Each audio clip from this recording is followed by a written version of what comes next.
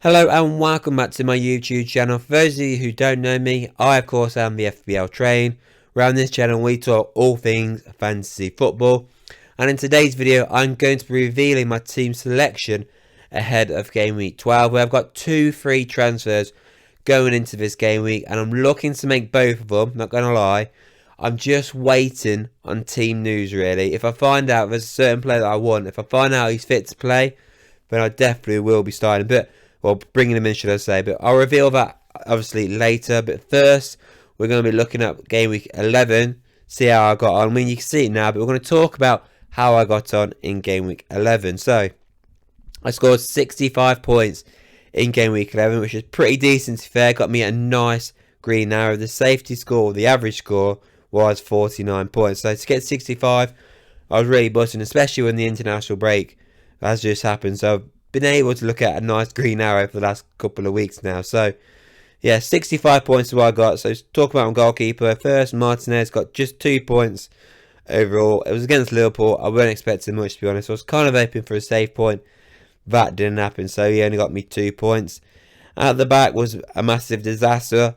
So Deloitte went off after 56 minutes. 56 minutes. If he stayed on that pitch for 4 more minutes, I would have got a clean sheet. Didn't happen, so I got 1 point instead of 6. I was absolutely fuming with that. I ain't gonna lie. Oh, especially because when you look at my bench, Mikalenko, first on my bench, got 6 points. He got his clean sheet against West Ham. So yeah, I was absolutely frustrated with that one. Rico Lewis was really disappointing because he got nothing. He started, he played full 90, conceded 2 goals, got a yellow card on top of it. So I got Jack it from him.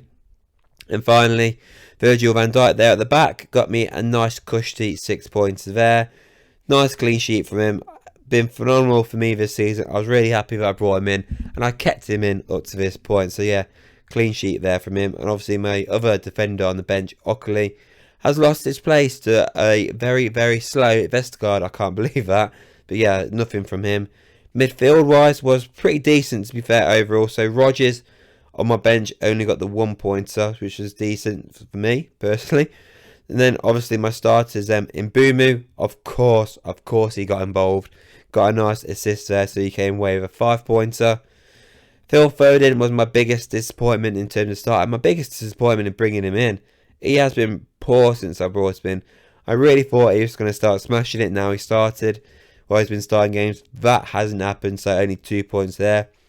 I brought Mo Salah in this game week, and boy, he smashed it. Oh no, sorry, I think I brought him in. No, I brought him in a week before. Blimey, it's been that long, I forgot. So, yeah, I brought him in game week 10, not 11. So, 14 points from Mo Salah. Absolutely smashed it against Villa, getting the goal, the assist, clean sheet point, and the bonus points.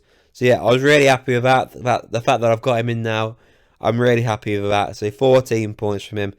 And Smith Rowe, 11 points. Absolutely killed it. Inches away from smashing it even more. Because obviously he scored 2 goals. But one of them was disallowed for offside. So he only came away with the 1 goal, which was really frustrating. But, you know, I'd take those 11 points all day long for a guy that only cost 5.8 million. So, yeah, 1 goal, clean sheet, 3 bonus. Absolutely buzzing about that one, not going to lie. It's always great when you cheat midfielders absolutely smash it. And then my strikers, so India, disappointing. Bit of a rut with this guy, I'm not going to lie. I want him out of my team, to be honest. I can't really get him out at the minute due to other things I want to do with my team. But by game week 15, he's either going to be gone or he ain't going to be starting, put it that way. So yeah, disappointed from him. Erling Haaland, you know, 5 points, got a goal, got a yellow card. Now, I don't know if it's true, but apparently he was on course to get 3 bonus points. But I can't see how that was right because obviously Brighton winning 2-1. But yeah, when he got the yellow card, he lost that. But yeah, just disappointing really. I was kind of expecting a bit more from me, and honestly, yeah, only 10 points from him. But Cunha absolutely smashed it. 12 points, 1 goal, 1 assist, 3 bonus points against Southampton. Really, really happy with that. So yeah, buzzing about him. Really happy if that he is in my team. So yeah, overall 65 points. Really happy because I got a nice green arrow.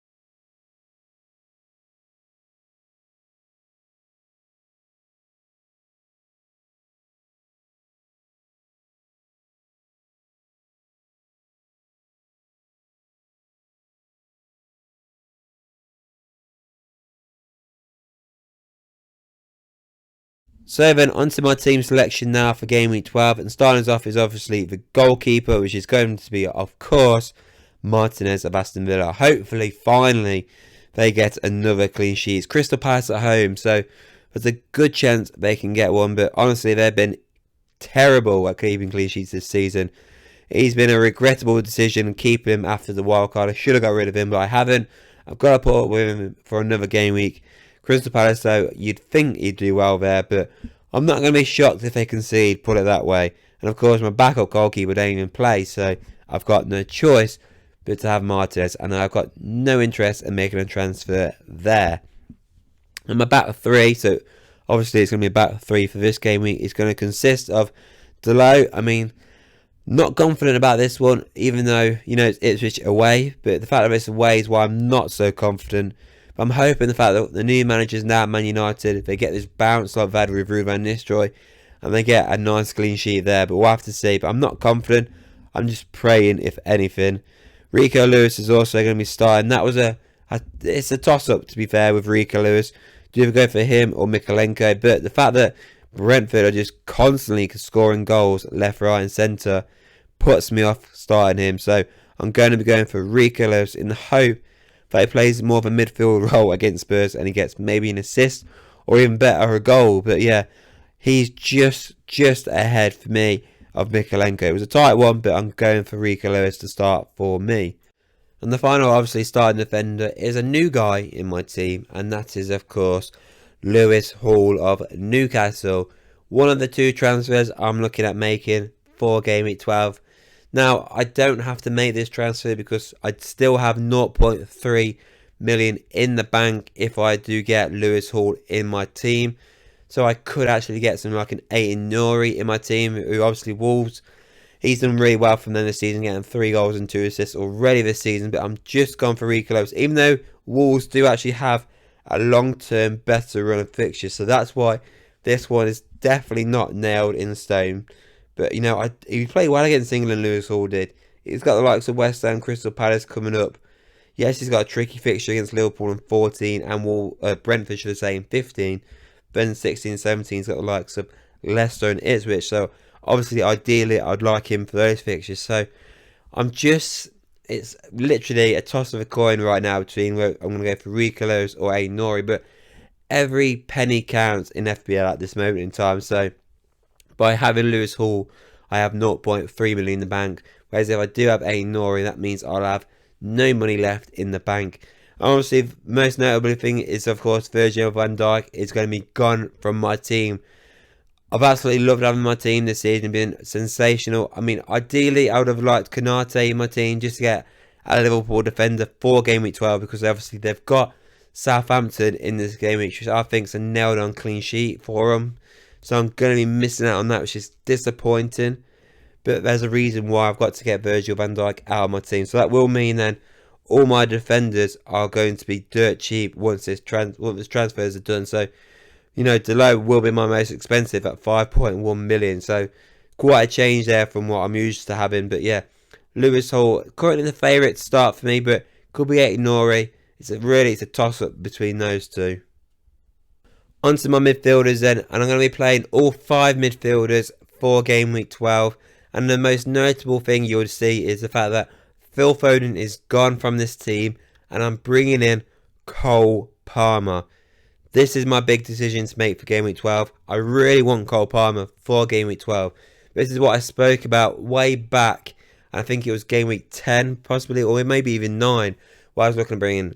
I wanted Mo Salah in, but I wanted Mo Salah and Cole Palmer for game week 12. So if Cole Palmer is fit, which I do think he will be, obviously he didn't play for England, international break. I do think he will be fit for Leicester, but obviously I have to wait until I find out either team news or, you know, press conference from the manager. We'll have to see. But thankfully, Leicester versus Chelsea is the first game for game week 12. So there's a good chance we'll get team news before the deadline. And if he is starting, I will be putting Cole Palmer in my team against Leicester City, which is obviously a great fixture for him. So that's why I really want Palmer for game week 12. And then obviously the rest of them I've got in Mbeumo, who's currently flagged up, but again I do think he will start for Brentford. He's got Everton away, great fixture for them. Everton, obviously they did it at clean sheet, but Brentford just can't stop scoring goals, so ideally he'll be starting, and I do think he'll get something in that game, fingers crossed anyway. Obviously I've got Mo Salah against Southampton away, going to be my captain, I'm not going to lie, for game week 12. You know, Southampton, you could say it's a toss-up between him and Palmer, who I want as my captain. But Mo Salah will be my captain more because, you know, Southampton, I think, are an even weaker team than Leicester. And then I've got, obviously, Smith Rowe's got Wolves. That's a tricky fixture, I do think. Because as bad as Wolves are on the table, I think Wolves are a decent team. But I will be starting Smith Rowe because, you know, he's been outstanding this season. I don't know why he's not playing for England or didn't get called up. 3 goals, 2 assists this season has been phenomenal. And Rodgers will also come back into my team for this game. He's got Crystal Palace at home. Decent fixture for him. He's been phenomenal this season. And hopefully he scores again in game week 12. And so that leads me then to my strikers. And it's going to be 2 up front, obviously. So it's a 3-5-2 formation. That means Ndaya has dropped to my bench. He's been disappointing now for the last 3 game weeks. Blank after blank after blank.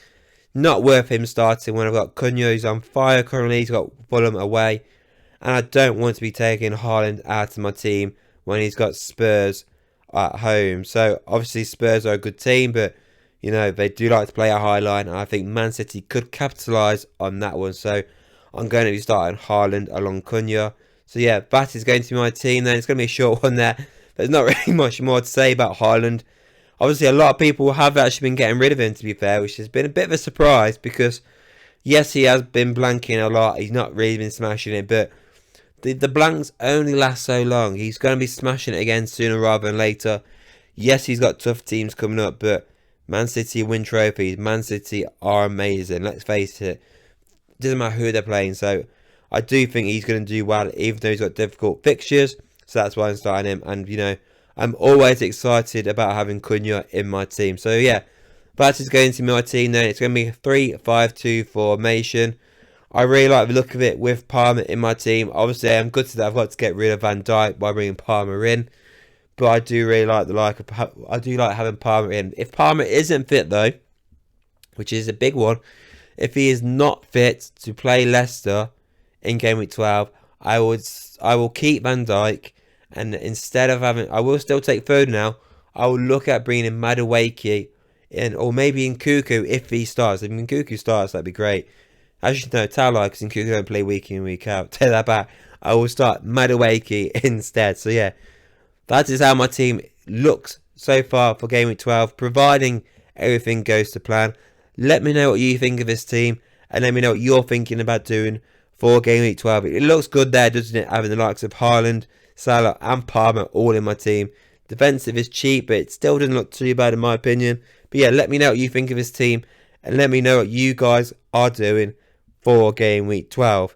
Now, before you go as well, please do not forget to hit that like button, smash subscribe, and I'll see you all on the next one.